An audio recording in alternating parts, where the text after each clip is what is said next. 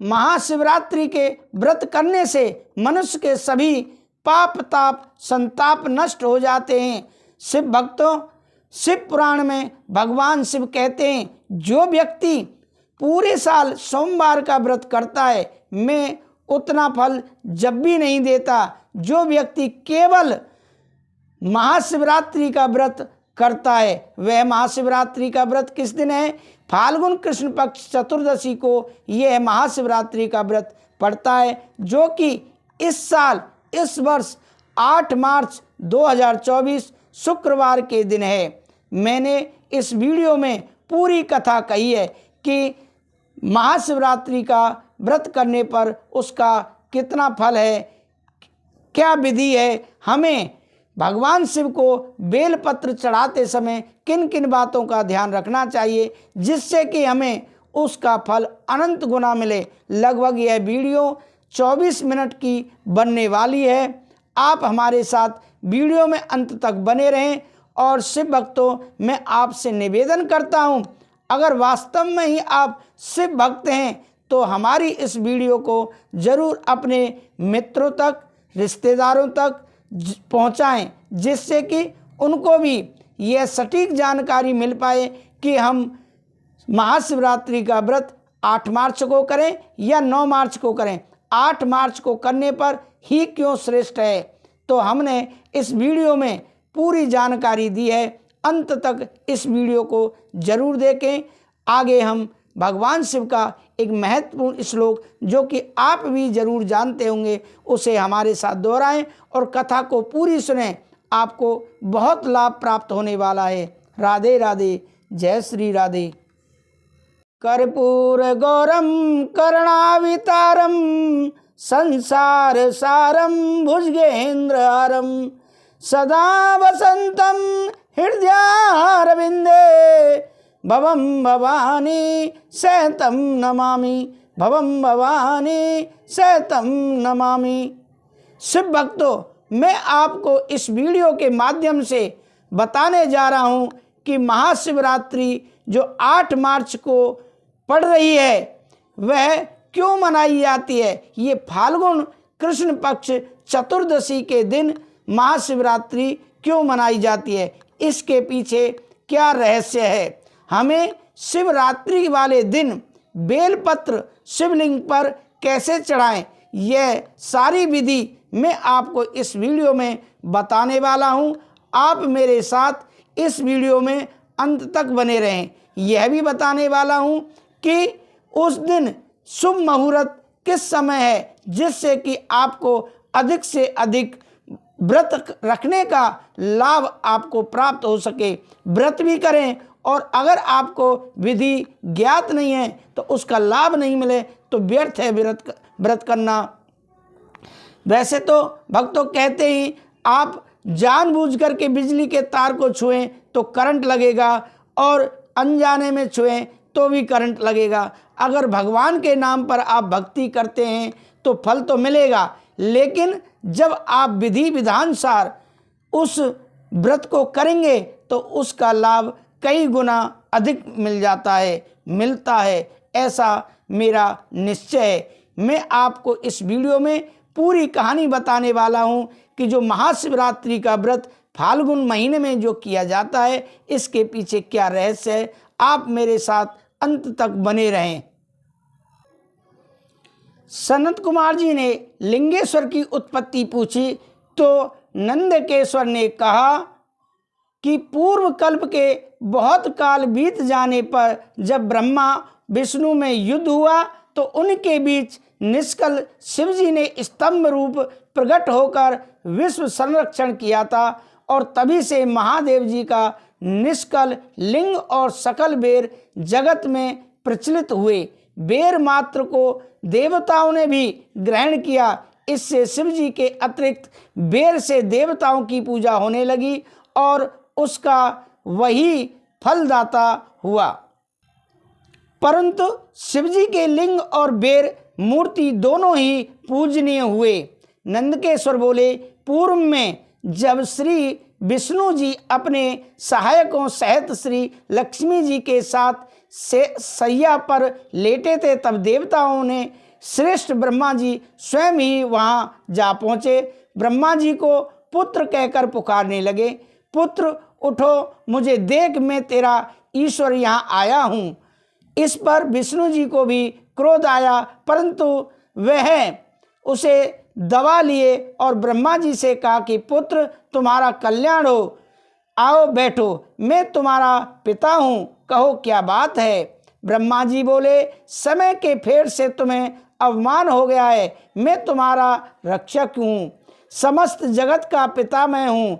भगवान विष्णु ने कहा, चोर, तू अपना बड़प्पन क्यों दिखाता है, सारा जगत तो मुझ में निवास करता है, तू मेरी नाभि कमल से प्रकट हुआ है और मुझसे ही ऐसी बातें करता है। नंदकेश्वर बोले, जब इस प्रकार रजोगुण से मुग्ध हो दोनों में विवाद होने लगा, तब यह दोनों अपने अपने को प्रभु प्रभु कहते हुए एक दूसरे का वध करने को तैयार हो गए। युद्ध छिड़ गया। हंस और गरुड़ पर बैठे दोनों ईश्वर शिव माया से मोहित होकर आपस में घोर युद्ध करने लगे। उनके वाहन भी लड़ने लगे। ब्रह्मा जी के वक्ष स्थल पर विष्णु जी ने अनेक अस्त्रों का प्रहार कर उन्हें व्याकुल कर दिया। इससे कुपित होकर ब्रह्मा जी ने भी उनके वक्ष स्थल पर भयानक प्रहार किया। एक दूसरे के प्रति युद्ध से श्रमित विष्णु जी हाँफने लगे। उस भयंकर युद्ध को देखने के लिए सभी देवतागण अपने अपने विमानों में बैठकर युद्ध स्थल पर पहुंच गए। यहाँ युद्ध में तत्पर महाज्ञानी विष्णु ने अतिशय क्रोध के साथ दीर्घ निश्वास लेते हुए ब्रह्मा जी को लक्ष्य कर भयंकर माहेश्वर अस्त्र का संधान किया। ब्रह्मा जी ने भी अतिशय क्रोध में आकर विष्णु के हृदय को लक्ष्य कर ब्रह्मांड को कंपित करने वाला भयंकर पाशुपात अस्त्र को प्रयोग किया। सूर्य के समान हजारों मुख वाले अत्यंत उग्र तथा प्रचंड आंधी के समान भयंकर दोनों अस्त्र आकाश में प्रकट हो गए। उस भयंकर युद्ध को देखकर देवतागण सभी बहुत दुखी हो गए और आपस में कहने लगे, जिसके द्वारा सृष्टि, स्थिति, प्रलय, तिरोभाव तथा अनुग्रह होता है और जिसकी कृपा के बिना इस भूमंडल पर अपनी इच्छा से एक तिनका भी विनाश करने में कोई भी समर्थ नहीं है, उन त्रिशूलधारी ब्रह्म स्वरूप महेश्वर को मैं नमस्कार करता हूँ। देवतागण जब कैलाश शिखर पर गए, महादेव जी अपनी सभा में उमा सहित, माता पार्वती सहित सिंहासन पर विराजमान थे। देवताओं ने साष्टांग दंडवत कर महादेव जी को नमस्कार किया। महादेव जी बोले, पुत्रों, सब कुशल से तो है ना? मैंने सुना कि ब्रह्मा और विष्णु परस्पर युद्ध कर रहे हैं और तुम लोग बड़े दुखी हो। अच्छा, तो मैं अपने गणों के साथ चलता हूँ, तुम लोग भय न करो। यह कहकर शिवजी ने अपने गणों को वहाँ चलने की आज्ञा दी। साथ ही स्वयं भी अपने भद्र रथ पर आरूढ़ हो चलने को तैयार हुए। शिवजी बादलों में छुपकर ब्रह्मा विष्णु का युद्ध देखने लगे। शिवजी ने देखा कि दोनों एक दूसरे के वध की इच्छा से माहेश्वर और पाशुपत अस्त्र का प्रयोग कर रहे हैं।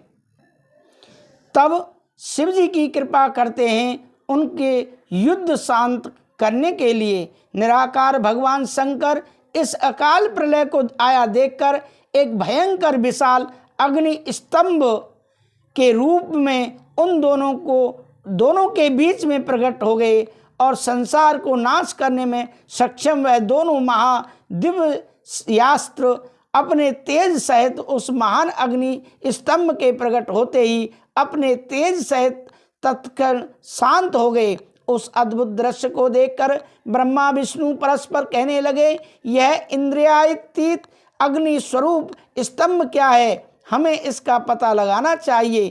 ऐसा निश्चय करके दोनों वीर उसकी परीक्षा लेने के लिए बहुत ही शीघ्र वहाँ से चले। भगवान विष्णु ने शूकर का रूप धारण किया और स्तंभ के जड़ की खोज में चले। ब्रह्मा भी हंस का रूप धारण करके उसका अंत खोजने के लिए चल पड़े। विष्णु जी पाताल में बहुत दूर तक चले गए, परंतु स्तंभ का अंत न मिला। तब वह पुनः युद्ध भूमि में लौट आए। इधर आकाश मार्ग से जाते हुए ब्रह्मा जी ने मार्ग में अद्भुत केतकी केवड़ा के पुष्प गिरते देखा। अनेक वर्षों से गिरते रहने पर भी वह ताजा और सुगंध युक्त था। ब्रह्मा विष्णु के विग्रह पूर्ण कृत्य को देखकर भगवान शंकर हंस पड़े, जिसके कंपन के कारण उनका मस्तक हिला और वह श्रेष्ठ केतकी पुष्प उन दोनों के ऊपर कृपा करने के लिए गिरा था। ब्रह्मा जी उससे पूछा, पुष्पराज तुम्हें किसने धारण कर रखा था और तुम क्यों कर रहे हो? केतकी ने उत्तर दिया, इस पुरातन और अप्रमेय स्तंभ के बीच से मैं बहुत समय से गिर रहा हूँ, फिर भी इसके मध्य को न देख सका, अतः आप अंत देखने की आशा छोड़ दें। ब्रह्मा जी ने कहा, मैं तो हंस का रूप लेकर इसका अंत देखने के लिए यहाँ आया हूँ। अब हे मित्र, मेरा एक अभिलाषित काम तुम्हें करना पड़ेगा। विष्णु जी के पास मेरे साथ चलकर तुम्हें इतना कहना है कि ब्रह्मा ने इस स्तंभ का अंत देख लिया है। हे अच्युत, मैं इसका साक्षी हूँ। इधर ब्रह्मा केतकी के साथ युद्ध स्थल में आए और कहा कि हरे, मैंने इस स्तंभ का अग्रभाग देख लिया है, इसका साक्षी यह केतकी का पुष्प है। यह केतकी ने भी झूठा समर्थन कर दिया। विष्णु जी उस बात को सत्य मानकर ब्रह्मा को स्वयं प्रणाम किया और उनका षोडोपचार पूजन किया। उसी समय कपटी ब्रह्मा को दंडित करने के लिए उस प्रज्वलित स्तंभ लिंग से महेश्वर प्रकट हो गए। महेश्वर को प्रकट हुआ देखकर विष्णु उठ खड़े हुए और कांपते हुए हाथों से उनका चरण पकड़कर कहने लगे कि हे करुणाकर, आदि और अंत से रहित शरीर वाले आप परमेश्वर के विषय में मैंने मोह बुद्धि से बहुत विचार किया, किंतु कामनाओं से उत्पन्न वह विचार सफल नहीं हुआ। हमें क्षमा करें, यह सब आपकी ही लीला के द्वारा हुआ है। ईश्वर बोले, हे वत्स, मैं तुम पर प्रसन्न हूँ, तुम सत्यवादी हो, अतः मैं तुम्हें अपनी समानता प्रदान करता हूँ। नंदकेश्वर बोले, महादेव जी ने ब्रह्मा जी पर क्रोधित हो अपनी भौं के मध्य से भैरव को प्रकट किया, जिसने नमस्कार कर उनसे आज्ञा मांगी। शिव जी ने आज्ञा दी कि तुम अपनी तलवार से ब्रह्मा की पूजा करो। यह आज्ञा पाते ही भैरव जी ने ब्रह्मा के सिर केस जा पकड़े। ब्रह्मा थर थर कांपने लगे। ब्रह्मा जी का 5वां मिथ्या भी सर काट डाला भैरव जी ने, और जब सिर काटना चाहा तब ब्रह्मा जी भैरव के चरणों में गिर गए। यह देखकर विष्णु जी ने भी भगवान शिव का आश्रय लिया और हाथ जोड़कर प्रार्थना की कि आरंभ में आपने ही कृपा करके इन्हें सिर प्रदान किया था, अतः इन्हें क्षमा करें प्रभु। शिव जी की आज्ञा से भैरव ने ब्रह्मा जी को छोड़ दिया। शिव जी बोले, तुमने अपनी प्रतिष्ठा और ईश्वरत्व को पाने के लिए छल किया था, झूठ बोला था, इसीलिए तुम सत्कार, स्थान और उत्सव से विहीन किए जाते हो। इसीलिए संसार में तुम्हारा सत्कार नहीं होगा और तुम्हारे मंदिर तथा पूजन उत्सव आदि नहीं होंगे। ब्रह्मा जी बोले, हे माँ विभूति संपन्न स्वामी, आप मुझ पर प्रसन्न होइए। मैं आपकी कृपा से अपने सिर के काटने को भी आज श्रेष्ठ समझता हूँ। विश्व के कारण भगवान शिव को नमस्कार है। भगवान शिव बोले, हे पुत्र, मैं जगत की स्थिति को न बिगड़ने दूंगा।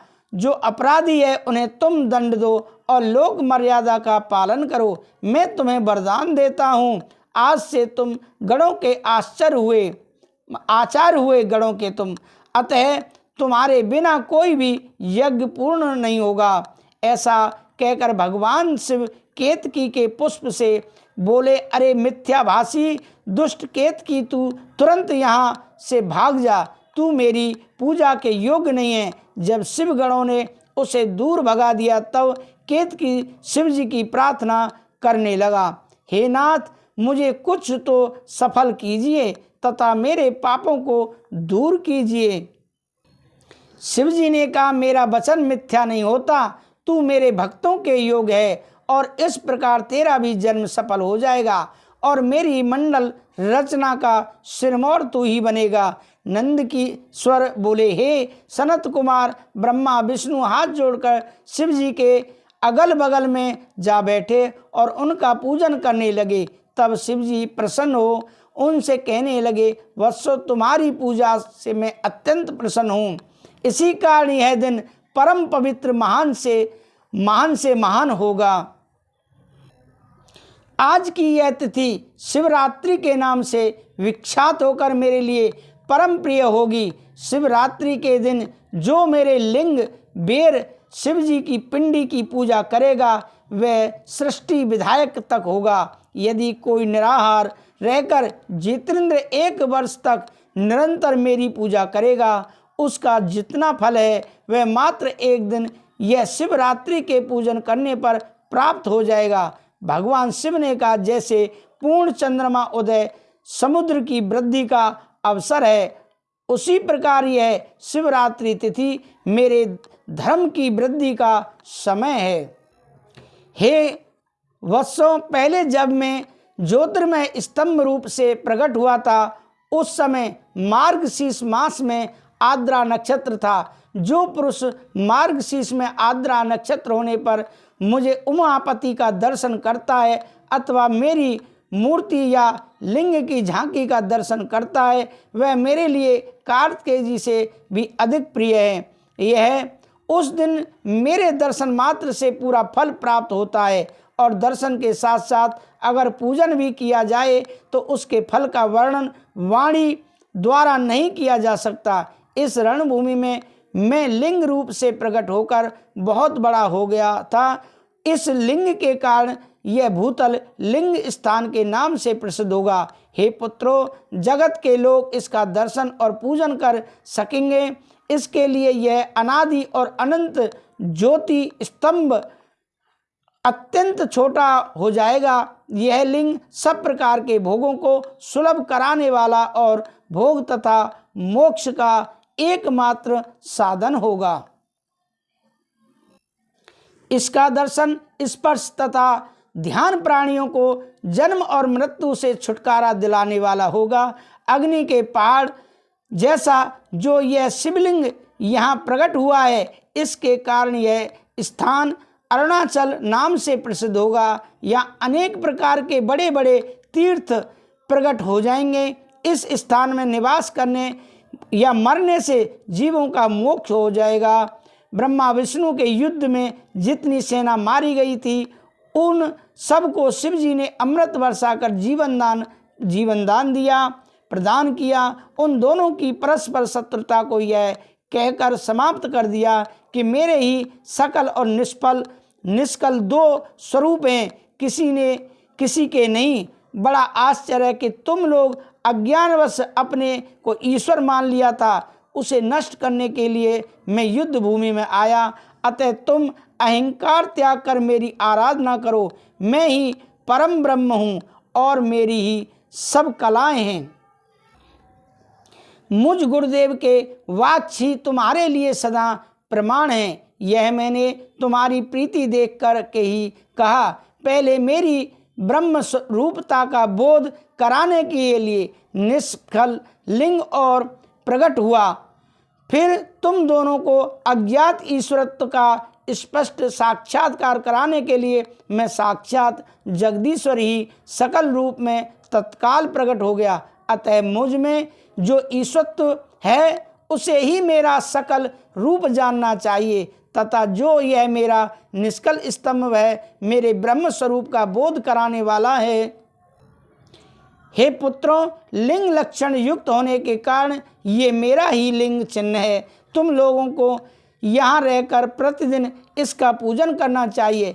यह मेरा ही स्वरूप है, मेरे समीप की प्राप्ति कराने वाला है। लिंग और लिंगी में नित्य अभेद होने के कारण मेरे इस लिंग का महान पुरुषों को भी पूजन करना चाहिए। जहाँ जहाँ जिस किसी ने मेरे लिंग को स्थापित कर लिया है वहाँ मैं अप्रतिष्ठित होने पर भी प्रतिष्ठित हो जाता हूँ। मेरे लिंग की स्थापना करने का फल मेरी समानता की प्राप्ति बताया गया है। एक के बाद दूसरे शिवलिंग की स्थापना कर दी गई तब फल रूप से मेरे साथ एकत्व सायुज्य मोक्ष रूप फल प्राप्त होता है।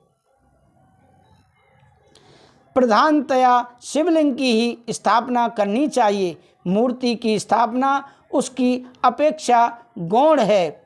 शिवलिंग के अभाव में सब ओर से मूर्ति युक्त होने पर भी वह स्थान क्षेत्र नहीं कहलाता। यह जानकारी अच्छी लगी हो, कथा अच्छी लगी हो, समझ में आई हो, मैं निवेदन करता हूँ कि अपने मित्रों के साथ इसे ज़रूर शेयर करें। और मैं आगे भी बताने वाला हूँ कि शिवलिंग पर क्या चढ़ाने से क्या फल प्राप्त होता है। आप बने रहें। शिवलिंग पर शहद लगाकर बेलपत्र चढ़ाने से क्या होता है। शिवलिंग का महत्व हिंदू धर्म में शिवलिंग का विशेष महत्व होता है, क्योंकि शिवलिंग भगवान शिव का प्रतिमा विहीन चिन्ह है। इसीलिए शिवलिंग को महत्वपूर्ण माना जाता है। शहद और बेलपत्र, भगवान शिव को बेलपत्र और शहद दोनों ही अति प्रिय हैं। बेलपत्र और शहद का उपाय कुछ लोगों के लिए फायदेमंद होता है।